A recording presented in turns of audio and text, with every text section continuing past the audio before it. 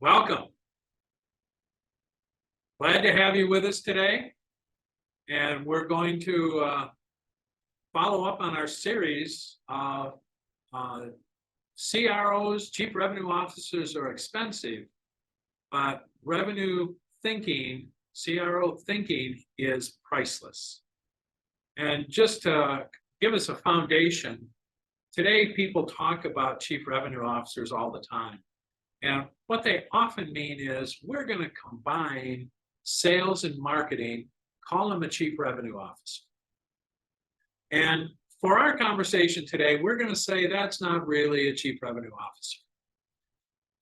Sales and marketing are absolutely essential, of course, to produce revenue, but they're operational, technical parts of the business. They are worried about today. They're worried about this week, this month, and this year. The chief revenue officer is probably their boss, but the chief revenue officer is not only thinking of today and this month and this year, but they're thinking about the next 2, 3, 4, 5 years. They're helping to position the organization for long-term continual success.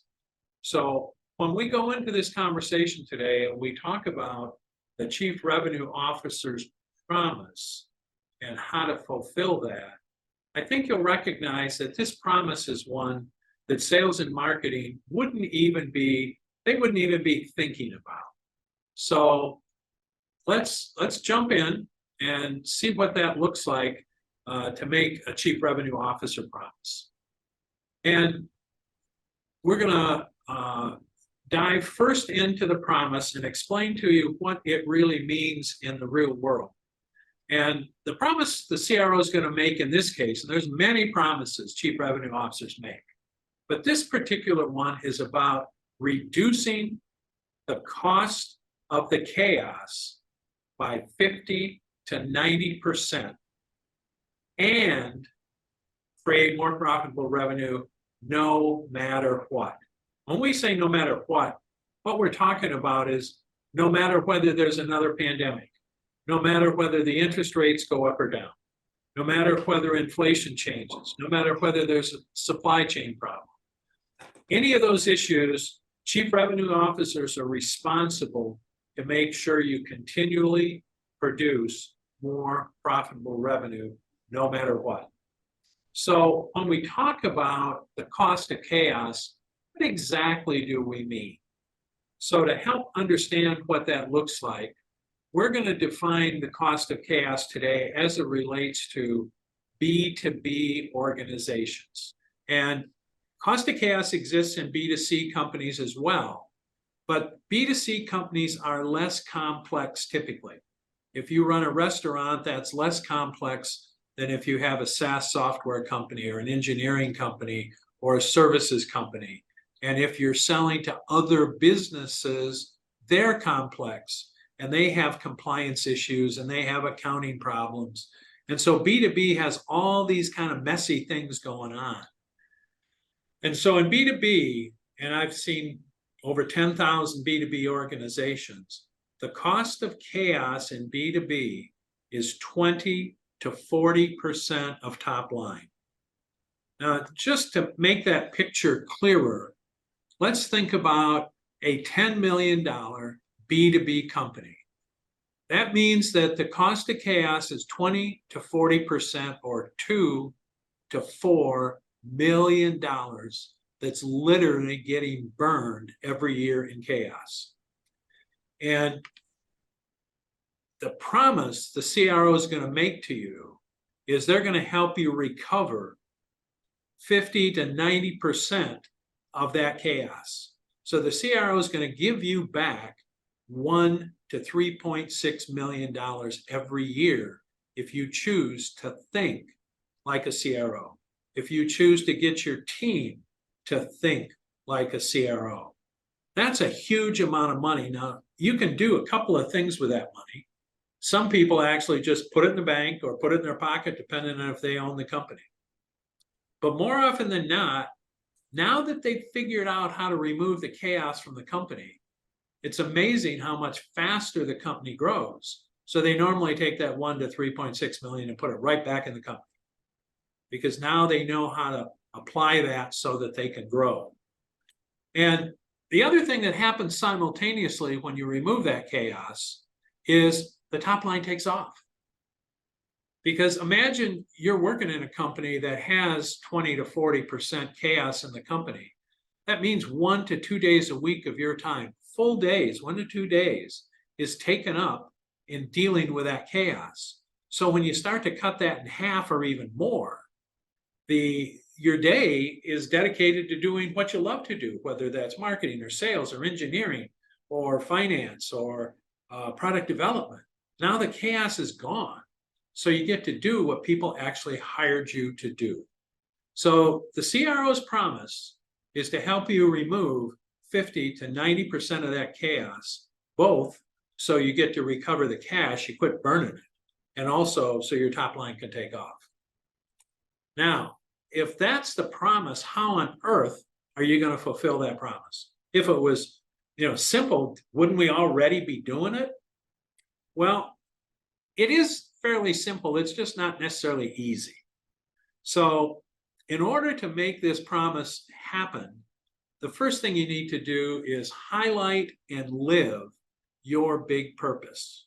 Now, some organizations have big purposes, some of them don't, but the important part is to know whether you do or not, and if you do have one, you need to live it. You need to, we use the term directional unification. If the people on your team are directionally unified, in other words, they know where you're trying to go, they know the value you're trying to transfer to your ideal buyers, it's easier for them to adjust to the crazy things happening out there in the market, because they all understand where they're trying to get to. During the pandemic, we probably all heard people say, well, I'm going to pivot. If you knew where you were going, pivoting isn't what you would be doing. If you knew where you're going, you might change some things. You might modify some things, but you wouldn't be planting your foot and spinning around while the rest of the world raced past you. So directional unification is a big deal. And until you have directional unification, everybody on your team knows where you're going. When I say everybody, I'm talking about sales, marketing, engineering, finance, HR, all of the silos in your organization. Understand where you're going to really transfer value to ideal buyers they will pay you for. Once you understand and they all are unified, now you can do alignment, because alignment's how your organization actually functions. In a given day, that's how teams work together and hand off tasks and help each other make decisions when crazy things happen, and crazy things happen all the time. So you want people unified so they can align in making those decisions. And so when we talk about your purpose, there's actually a way to scale, to measure purpose. And the kind of the secret sauce in this is pick a side. And the two side choices you have is you can either, on the left side, you can decide, I have a big purpose.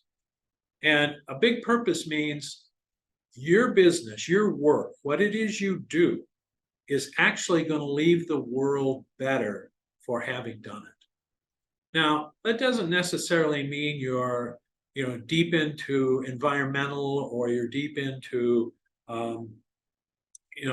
building houses for homeless, but it does mean that the work you do makes your customers' world better with you than they can be without you. And that your organization gets up in the morning to do something important, something more than just making money. And one of the things revenue science CROs know is the way you maximize your income is to optimize your people first culture. So your people want to help optimize it. So left side, big purpose. You're a long-term player. If you've read Simon Sinek's Infinite Game, you're playing an infinite game. Your company and your purpose are going to last more than the next 2 or 3 years. The third thing is you are a thought leader. You know how to do something to achieve your purpose that your buyers don't know or can't do without you. And so they really value the work you do. And then finally, you're designing the deployment of your value around your big purpose for the good of your buyer. We call that buyer back. So that's one choice. When you get up in the morning, you can choose my purpose is a big purpose. And it's long-term, it's thought leader, it's buyer back, it's about transferring value that our buyers are glad to pay us for. The second is the right side, and that's a mercenary purpose. And believe me, there's nothing wrong with a mercenary purpose. Those people in Florida who were hit by the hurricanes, they're glad to have mercenaries show up and put the roofs back on their house. And during the pandemic, those people who had the toilet paper and were able to get it to us, or the cleaning supplies or the ventilators, we were glad to have those. So it's not that they're not doing something that's good, but they're not adding to the world. They're just fulfilling things that we all need. We all know we need them, and they're just helping us in the short term fulfill our needs. Mercenary companies typically think headquarters back. They think, I can get 10 guys and we can go down and put roofs on in Florida, and we can charge a big buck for that, and we'll all come out healthy. So that's headquarters out. They're not thinking about making their buyer's world substantially better. They're thinking about making themselves money and fulfilling a buyer need. So the worst thing you can do is not pick one or the other. Because in order for you to either be a good mercenary or a big purpose, you need people who are committed to what you're doing. And part of my career, I was a mercenary salesperson. I needed to make a lot of money, and that was a quick way for me to do it. And so I was a mercenary. I didn't really commit to the purpose of the client or my boss. They didn't even have a purpose. They were a mercenary. So it's a legitimate thing to do. But if you want a long-term gain, if you want to be around for a while, the CRO knows, CRO thinking knows, I need a team. I need a committed long-term team. So place yourself on one side or the other. Don't stay in the middle, because the middle means nobody knows who you are and what you're doing. So get clear. You're one or the other. Now, if you got directional unification, we know what our purpose is. We know the value that we're going to transfer, or the fulfillment that we're going to deliver. Now, how do we align? Align's one of those consultant words, easy to say, not necessarily so easy to do. So let's take a look at what do we have to do to align our organization in such a way that we can actually execute around our purpose. And there's 5 questions that if we can answer these 5 questions, and when we answer them, we can look each other on our team in the eye, and we can say, not only do we like the answers to these 5 questions, but we can deploy and execute on these 5 answers. The first one is, what is your brand promise? Now, I'm guessing everybody on the phone already has a mission statement, a vision statement. Probably you've had in your organization conversation about culture and some other very important internal things to your company. And that's wonderful. You have to have those. They help define what your purpose is, or they at least complement your purpose. The brand promise is different. The brand promise is taking all those things, your missions, values, and so on and so forth, and expressing them to the market so that the market knows what your vision means to them, what your purpose means to them. What's the promise you make to the market? And the market is your employees, your ideal customers, your business partners, and the community that you work in. What's the promise you make to them? And we use the word promise with the intentionality that you're always going to do it. You know, the idea in organizations like BMW, where they say the ultimate driving machine, they don't mean sometimes we're going to build an ultimate driving machine. They mean every single solitary vehicle is premised on the fact it's going to be an ultimate driving machine, whether it's an SUV, a big 6-passenger luxury car, or an SUV. it's always going to be an ultimate driving machine for that vehicle type. So it's about the promise to the community. The second one is answer the question, what's the customer problem that you solve for the customer that no one else solves? Now, if I can imagine what you're thinking is, well, we're a services company, or we're an accounting firm, or we write software. There's hundreds or thousands of other people that they all write software. Well, that's true, but that's not the customer's problem. Customer's problem isn't, can I find somebody who writes software, or can I find an accounting firm? The customer's problem is, if you use BMW as an example, the question is not, can I find a car to buy? The question is, can I find an ultimate driving machine, a vehicle that every time I get in it, I'm excited to be in it. I'm thrilled to be driving this car. And if I can find a mountain road or a long desert highway, I'm even going to enjoy it more. If Disney was going to say, we have rides, we have a roller coaster, they'd be some kind of carnival or amusement park. That's not who they are. Disney, the problem they're going to solve in whatever it is they do, they want to provide you to be in the happiest place when you're touching Disney, whether it's a cruise ship, whether it's a park, whether it's a movie. It's all about solving that problem and making you happy. So every business can answer this question if they think about their purpose, and they think about their brand promise, and they think about who their ideal buyer for this is, and they really understand that buyer. They know the problem the buyer has. And it could be safety, it could be security, it could be happiness. In Apple's case, it's people want to make their own dent in the universe. So how can Apple help them by their choice in music, or their choice in music, or the tools that allow them to be unique and creative and innovative? So companies need to figure out that why, as Simon Sinek would say, level problem. The third thing, if you want to get aligned, is now know the niche you will dominate by solving the problem with the brand promise you have to fulfill your purpose. Now, lots of companies say, well, our stuff works for everybody. Well, that may be true, but until you decide to dominate a niche, you're never going to be the option of choice for that ideal buyer. When you dominate a niche, you're really saying, I know something about this niche, and that's the problem I saw. I'm making a promise to people in this niche that nobody else is making. And as a result, if you dominate a niche, I can assure you, you have shorter sales cycles, you have higher margins, and you have more repeat business. Just think about Apple with the iPhone. When Apple started in the computer part of the business, they only had 5% of the market, but they didn't want all the market. They wanted the part of the market that valued what they do. And consequently, Apple's margin was at least 10 margin points above even Dell, and 15 or 20 margin points over people like Acer and Gateway and places like that.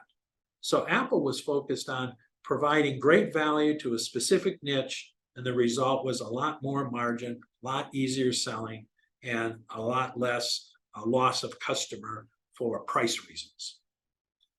Number 4 says alignment's about who is our ideal customer. And if I were to look at companies and say cost of chaos, where does it come from? Probably one of the biggest costs of chaos is call on the wrong buyers and spend lots of resources chasing people that are never going to be your customer. And if somehow you manage to corral one of them, you're almost always sorry you got them. And they almost always cost you more than you're ever going to make from them. So get really clear about who your ideal customer is, and recognize it's never a company. Your ideal customer is a human being that appreciates, is compelled by the brand promise you made, has the problem you solve, and is in the niche you dominate, and wants to get rid of that problem, and they want to get rid of it as quickly and efficiently as possible. And if you're going to make the most money possible, you're going to help that ideal customer understand. We use the term preview how much better their world will be by working with you, and how they'll be able to monetize the value that you're bringing them in a way they didn't even understand until you got there. That's your thought leadership. And then fifth, what's the offer that you will make to that ideal buyer in that niche that will solve that problem and fulfill that promise? Now, offers are the hardest part of these four. Offers are like children. They are very time consuming. You have to build them. And once you build them, then you got to maintain them and continue to evolve them. And they're expensive. You don't just create an offer on a whiteboard in 5 minutes and be done with it. So offers are time consuming and expensive, but from the buyer's frame of reference, that's what they're contracting for. They're not you can't even sell a product or service until you convert it into an offer.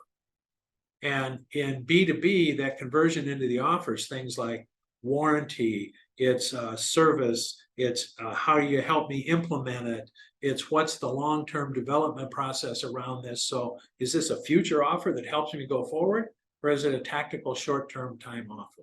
So building the offer is a big deal. Now, all of this is easy conversation for me to say, but I'm going to show you how this actually has been implemented in my world. For our company, when we say brand promise, our brand promise is to provide a business context to win the revenue game. We're going to teach you CRO thinking. We're going to teach you revenue science so that you can actually have a context where you know how to win. The problem we solve that no one else solves is how do you build an organization to maximize growth? We call that living a revenue culture. You can never maximize growth until you first have optimized your people first culture. The niches that we dominate are complex B2B enterprises committed to long-term revenue growth. If you think about that purpose scale we showed you earlier, we don't deal with mercenary clients. They're not long-term. They may be in a B2B world, but they're not in the game for the long term. That's not our client. And we don't deal with B2C. So we say no to all those places that we can't optimize their future and optimize ours at the same time. Our ideal customers, they're human beings. And they're human beings in complex B2B enterprises. And they are committed to producing more profitable revenue. We get the chance to meet literally hundreds and hundreds of business leaders or owners every year. And some of them are extremely happy with where they are right now. They're making $1 million, $2 million, $3 million a year. They understand how to run the business they have. They don't care if they make any more money. They're 3 or 4 years from retirement, and they don't want to change. That's not our customer. Our customer is that human being in a complex business who wants to continually produce more profitable revenue. And last, our key offer is to certify enterprise teams and chief revenue officer thinking so that they can create long-term predictable revenue growth. That's what we do. And that's all we do. You can define your business, your work, the exact same way.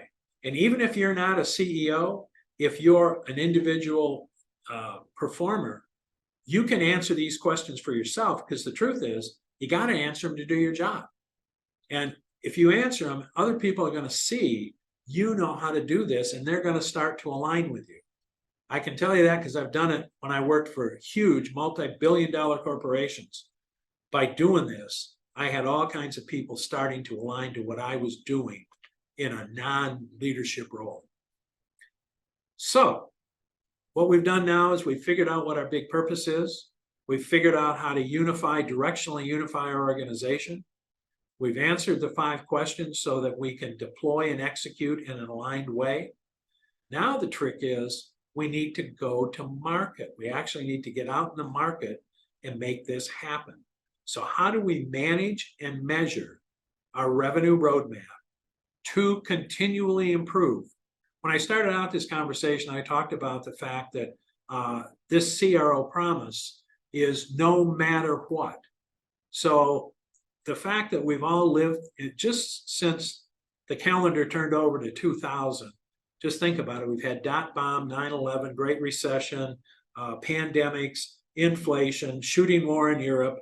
We can go through a very long list of crazy things that happen. As a CRO, our job or our CRO thinking is to help our organization continually improve no matter what these crazy things are going on. And so how do we do that? Well, we use a thing we call the revenue roadmap. And if you look down in the lower left down here, you'll see this little yellow explosion. And one of the things the internet has done for us is the internet has, for almost every company imaginable, created an opportunity where there are so many more possible customers for us that we can possibly talk to or service. If they all came to us, we couldn't fulfill all their demands. So we're in a different situation than 50 years ago, where we could only deal with people a few blocks from us, or maybe in the same city or the same state. Now we can deal with people all over the world, and there's billions of them. Even if we're niched in B2B worlds, there's thousands of potential companies we can deal with. So the issue is, how do we find those who are compelled by the purpose and our promise and have the problem we solve and are in the niche we can dominate, and that they're compelled by our offer because it makes their world better? How do we find them? Well, the little donut there is our offer. And so by being able to articulate that offer, the fifth question that we just covered, now we help them investigate us. And we all know what buyers do when they need something or they're struggling with something. First thing they do is they go research it. And now we got chat AI out there that helps them research it even better. And so they're going to figure out who out there might solve the problem that they're struggling with. Even if they can't define it really well, they can start to get close. And that's the investigate part. So that buyer's starting to investigate you. And for those of you who have some of today's tools like Hatchbuck or HubSpot or Salesforce, you're probably investigating them while they're investigating you. You see them on your website. You notice they signed up for your blog. You maybe saw them at a conference or trade show and they did a scan at your booth. So you know they're there. And if you're doing it the way a CRO thinking person would do it, you're figuring out if they choose to call you or they ask for help, do they look like somebody you can really help? And that if you help them, you can make money to justify helping them. So you're researching them at the same time. You're investigating them like they are you. If they go beyond investigation, they say, wow, what you do is pretty cool. It might meet my needs. Then they start to early qualify you. Again, and if you have HubSpot or Salesforce, you're early qualifying them. How many points? Have they spent time on my website? Have they been back 3 or 4 times? You've got a point system. You're keeping track of them. And today you can actually use AI to go look at their website and their LinkedIn profiles and figure out, are they close to being an ideal buyer? You can do all that today. CRO thinking would help you understand how to make that happen. And if they really decide they like you, then they kind of move to that next phase, which is, I want to talk to you. And if you notice the change in color between investigate and early qualify, we've really moved from the early qualifying investigates, typically marketing activity. And remember, we said earlier, combining sales and marketing does not create a CRO. But sales and marketing better be hand in glove going forward. Because marketing's job, the CRO will tell the direct reports of sales and marketing, your job is the right number of the right type of lead at the right time, so sales can do that late qualify and bring those right people into the engagement process. And the next color, which I'm colorblind, but I think the next color is blue. The blue color is typically selling activity. And a big part of selling activity in this century is qualifying the right people in and the wrong people out. So it's not that you're being mean or vindictive. It's just if you really can't help them, if they really don't have the problem you solve, you're doing them a service by helping them find the right place that can really help them. And in today's complex world, if you're a B2B company, you'll notice Afterlake qualifies this SOW, which stands for Statement of Work, and Solidify. The time where you could find somebody who has a problem, hand them a proposal, and expect to get a deal, that time is long gone. Buyers are very smart today. They've used, even before the AI chats, they're doing research on you online. They're figuring out who likes you, who hates you. They're figuring out who works for you, your backgrounds. And they want to solidify in their mind whether or not you're the organization that they want to deal with for a long period of time. And we use the term statement of work, and we really define it as joint statement of work. You should not, as a seller, create the statement of work without the buyer being part of that conversation. Partially because most of us can't deliver what the buyer wants without the buyer's help. And so if we don't ask them the right questions and we don't help them understand their role, then we end up in messy delivery and contract issues and all that type of thing. So part of this process is to make sure that we jointly, and in real complex businesses, this joint statement of work solidification can take weeks or months. But you can also do it in 15 minutes on the phone, depending on what you're selling and who the buyer is. So it's just the recognition on both parties' parts as to what you are going to deliver to me that I need, what I have to do to support you in the delivery, and how I'm actually going to get benefits from this, and that the monetization of those benefits justifies your fee. And this is critical. If you as a seller don't teach the buyer how valuable what you do is, and I don't mean tell them what it is, I mean help them visualize how different their world will be and how that difference will make them better, then they'll pay you for what value you really deliver. If you don't do that, they won't understand your value. They'll never pay you for that full value. You'll give it to them in many cases because it's your process, it's your commitment, but you got to train them for it. CROs are going to make sure your team is doing that, and it's almost never exclusively just the salespeople. Typically, you've got some technical, whether it's engineering or software or some other part of your company that's maybe involved in the ultimate delivery, helping you solidify that with a buyer. Once you've solidified that in that joint statement of work, you go to contract. And once you've gone to contract, you go to delivery. And if you think about this as a CRO, we're really tying together, because contracting is certainly not a sales marketing activity. It's a legal, a financial, a compliance. There's all kinds of people got their fingers in contract. And in delivery, you got the whole delivery part of the organization, the customer service and maintenance and all those other things involved.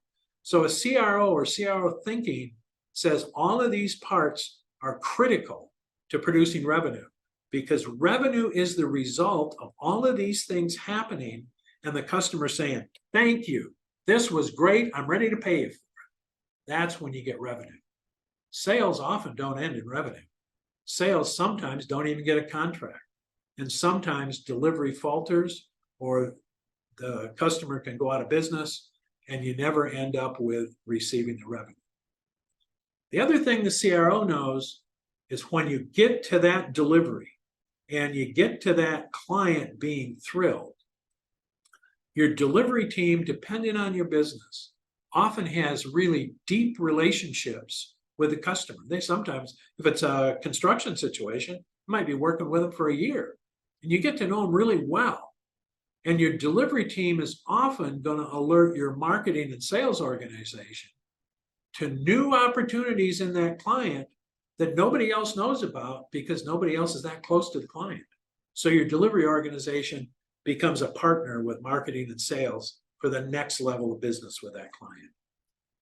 Now, if you notice the language underneath the little donut, it says revenue science is about managing the roadmap flow. And flow is about volume. How many offers go up this road? Velocity. How fast do they go up this road? And value. How much money will that buyer pay you for a completed revenue process? And you, as a CRO thinking organization, are going to figure out, how do I increase the velocity? How do I increase the volume that's going through, as well as the velocity of how fast? And how do I create increased value that they're paying me more for each one of those transactions? And you will continually be changing this process every week, month, and year. And just in the last year, as you watch what's happened with inflation and what people think is a move to recession and interest rate changes, you can see that a lot of these places need to be tweaked and tweaked regularly. So finally, the fourth step is, if you've done the first three, if you figured out we do have a purpose, we have now got our team directionally unified, we've now answered the 5 questions, we know we can deploy and execute in an aligned way, and we've got an intentional roadmap that we can manage and measure and continually improve. Now we're going to make a lot of money. We're going to make a lot of money for 2 reasons. One, because when we make the world better, people are much more willing to pay us for what it is we do. Not only are they willing to pay us, our buyers partner with us. If any of you are Apple owners are frequently fanatic about Apple, and they tell the world about it, and they help everybody else buy Apples as well, and they're continually glad to pay a premium to be an Apple user. So when you're making the world better, and BMW and Disney are the same, when you're making the world better, people are glad to compensate you for the true value you transfer. So CROs are thinking about that long-term picture of, how do we make the world better and make ourselves more money at the same time? So that's really what we were going to talk about today, is the 4 steps in order to eliminate that cost of chaos. Because when we're in when we have directional unification and we're aligned, we're managing that revenue roadmap, that chaos just falls off, and that top line just takes off. So this is a point where we'd love to have questions, comments, or anything else you'd like to bring up. Hey, hi there, Rick. That was awesome. Thank you very much. Once again, consummate presentation and absolutely informative. I do have a couple of questions here. And then, of course, anyone else, if you would like to unmute yourself, you absolutely will. I'm welcome to engage and have a chat with Rick. Also, if you've noticed, if you do want to have a more personal discussion with Rick, I've posted his a link in the chat where you can book a call with him directly. But Rick, just to kick start off, I have 4 questions here that people posted. The first one is, when you talk about the reduction in the cost of chaos, what is the time frame for that reduction? Yeah, a great question. And I didn't warn anybody earlier. I'm a recovering cost accountant, so I take that question very serious, both in the measurement of it and the reduction of it and the time frame.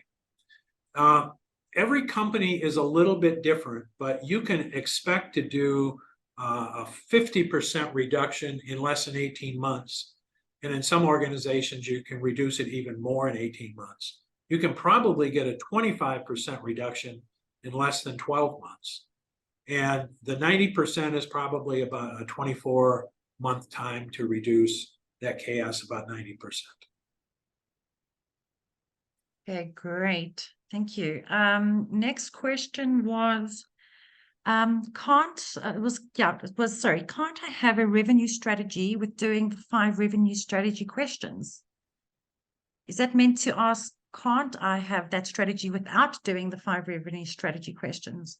I'm not too sure on that question. I'm going to assume it's, can I create can I have a revenue strategy even if I haven't answered the 5 questions? Okay, yeah, I think so. Yeah, I think the answer is no. maybe you have other questions that take you to the same place. And if you do, then the answer is you can. But typically people start their thinking about revenue internally instead of externally. And if you notice the 5 questions, just starting out with the brand promise, that's your communication out to the market. The problem you solve is the ideal buyer's problem. So it's not, this is what we do, don't you have that problem?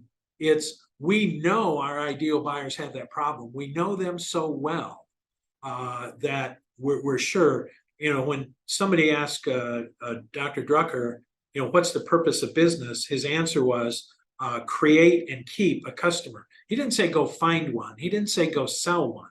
He said create one. And he was really inferring you need to understand that person or that organization's world so intimately that the things your research and development department build, when they show them to the buyer's going to say, where have you been? I've been waiting for you. I couldn't believe nobody thought of this before. So if it's not those 5 questions, it needs to be something that's similar, that takes you out of your internal look to that external and to the value transfer to that ideal buyer set, not to everybody in the world, but to that ideal buyer set. Great, thanks. So Rick, another one is someone commented, I have to make a lot of money to invest in my culture to get a great culture, don't I? Basically asking, do they have to Yeah, have a lot of money? Having talked to literally thousands of people who run companies, it's interesting. So often what I hear is, everybody talks about culture and everybody says, I need a culture. Culture is really, really important. And it's interesting. We always have a culture. We just don't always think about it. Whether we got one intentionally or unintentionally, we all have one. And the same CEOs or leaders will say, well, as soon as we make enough money, we'll have beer and brats on Friday, and we'll have a foosball table, and we'll take people and their families out for Christmas. And that's not how it works. First, that's not really creating the culture. A revenue culture is where the people that work for you are, or work with you, are as passionate as you are about the purpose. People want to be fulfilled today. They want to be part of delivering the value to the client. They want to be part of helping manage that revenue roadmap so that not only do we increase the volume, which is the typical old school, just run more through, but increase the value we're actually transferring to the buyer. So they're thrilled. The Apple thing where, when we work for Apple, we know our customers are thrilled, and the Disney customers are thrilled. So the culture is more you helping the people really maximize the profit, because they see this is a better career here for me. I can get the training, I can get the coaching, I can have an opportunity to move into the kind of work I really want to do long term. So you will maximize your profit when you've really gotten your people to be your partner in growing the business. And it's not all on the leadership. It's on every single solitary person in the company being proud of the value they transfer to their buyer.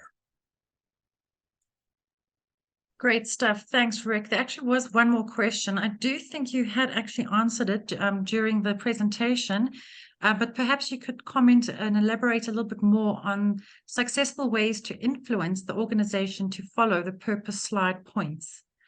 I'm not too sure. Yeah. No, that's a really, really big question. And the research, I just was exposed to 2 or 3 research studies in the last 24 hours. And what the research studies say is organizations state a purpose. And it's on their letterhead. They have it in their statements to their stockholders. It's on the website. But the people in the company that work there, almost 75% of them don't believe the company's doing anything to fulfill the purpose. So if I hear the question right, it's I'm in a company who maybe says they have a purpose, but they're not necessarily living it on a daily basis. Now, I've been in some of those companies, and I can tell you what I learned. In some of those companies, and I was typically in the sales business development space, when I worked with my customer, I still presented the purpose. And because of the fact we were dealing in typically multi-million-dollar deals, when I brought the deals back to my company, if I had sold them based on our purpose, and we didn't have a brand promise, but I made a brand promise as a salesperson that was aligned to our purpose. When I brought the deal back, it forced my company to live to it. If I hadn't built it into the contract and built it into the expectations that my buyer had, my company would have gladly skipped all the purpose part, and they would have just delivered the bare minimum to comply with the contract. But since I believed in the purpose and the buyer bought from me based on the purpose, I made sure the contract spelled the purpose out so our organization couldn't duck it, because they would have ducked it if they could have. And we've worked with huge clients in the past where we work with a business unit, and we've been able to make the business unit's purpose real in a big organization where the big organization didn't really care, but the business unit cared. And the business unit grew its margin and grew its top line and attracted the right employees because the business unit in the company was living to the purpose, even though most of the rest of the company was only about short-term wins. So absolutely, there are things you can do, but there are companies where no matter what you do, no matter how hard you try, they are not going to care, in which case it's time to find a new place where they do. When they say they have a brand promise, they mean it. So that's the best advice I can. Absolutely. Absolutely. And then also, I think there was a comment made to everyone from Scott. I agree, concur, great presentation. And exactly as you ended, too often, too many of these companies are focusing solely on what, the next sale and what business can you bring to me. Rick, thank you so much. That was absolutely amazing and profound. Anyone else? You're absolutely welcome to unmute if you'd like to engage a bit further. We will stay online for a few more minutes. We will be sending a recording of this so you can watch it again at your own leisure. So yeah, you're welcome to chat away. Anyone? Great. Hey, can you hear me? This is Grant Small. Hi, Grant. Hey, how you doing, Rick? Hey, thanks. Also, great presentation. Thank you for taking the time this morning. Quick question around my organization is hiring a CRO for the first time. And effectively, we have it narrowed down to 2 or 3 individuals. Kind of getting this landscape view of what you're putting out here was very helpful to us. But just thinking from a standpoint of what do you think the timeline is from whenever you hire a CRO for the first time to then effectively start seeing them being mobilized and making a difference in the organization? How much time should I give them? Because effectively, they're going to be reporting to me. Well, Grant, I applaud you for asking the question, because too many people, that just never dawns on them. And I can tell you right this minute, I am doing this webinar at a client's where I am their fractional outsource CRO. And I've been here now since the first week of January. And I have worked with them for almost 3 years. I was on their board for 2 years, and I certified a third of their company in CRO thinking. And I can tell you it's taking me, with that background, 2 months to be at a place where I actually think, starting in March, I'll actually be doing productive work. And, productive work means you may not see the results of that for another 2 or 3 months. So, Right. depending on your organization and the complexity of it and what the person's background is. I mean, I would have said I came in here pretty armed with background, but it's a very complex place. And their clients are extremely complex. We have 7,000 people on our distribution network, and we're in 28 countries or whatever it is. So, there's just a huge amount to learn to be able to apply the science. I mean, we made some impact right away, but the real big measurable stuff is going to be months. Right. And I think the traditional approach is, all right, I'm going to drop the CRO in here, and now they're going to run sales and marketing, to your point earlier in the very beginning. And, knowing the science behind it, I think is actually, quite an eye opener. So thank you for this. I appreciate you giving us your time today. Oh, and, our website's full of stuff. So if, they want it or you want it, or if you want to talk, just give me a call.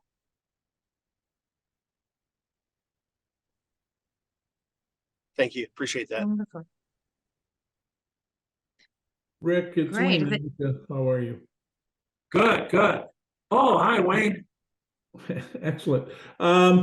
Another great presentation, I agree. If I can go back to your last comments, where you were talking about the customer and the client and how they want to buy and everything, and all of the dangers with the culture, and that basically they have sort of shifted. If I understand the bell curve correctly, they've created a purpose and a brand promise that may be on the left side of the bell curve to with thought process and leaders and that, but when it comes to finalizing the sale, a lot of companies then shift over to the right side and are only interested in making the sale. Does that person now become a non-ideal client that you should be looking to move on from, or do you look to change their culture and work within as a CRO and try and bring them around? Or is there a line where you need to sort of walk away from this person because you're not going to be effective in dealing with them and they're really not interested, where some of the others are just misguided and you can bring them back and make them much better? Wow, great question. We almost need a picnic lunch to answer it. Part of what Wayne's referring to, and Wayne is actually someone who is certified in CRO thinking. We use a term called the bell curve, and it is just simply a bell curve. The left side of the bell curve is innovators, early adopters. The right side is laggards and commodity purchasers. And there's tons of research that, and if you remember the big purpose conversation, big purpose, thought leadership, buyer back is typically left side, mercenary is typically right side of the bell curve. And so a couple of things. One, the research is really clear. Whichever side of the curve your company, your brand promise puts you on, then the research is very, very clear. You can't make money on the other side of the curve. So you can go over there and play, but you'll actually be funding the deals you win on. If you're on the left side, you'll be funding the deals you win on the right. And if you're on the right side, probably nobody on the left will buy from you, because you'll be a used car salesman in talking to people who are quite analytic and brain driven, and they aren't going to like what you're going to say. So that's the first thing, is just recognizing play in your own neighborhood, because that's where you will be successful. The second part of, I think, what Wayne was asking is, there are times people act like they're on the right side of the curve. They act like they want commodities.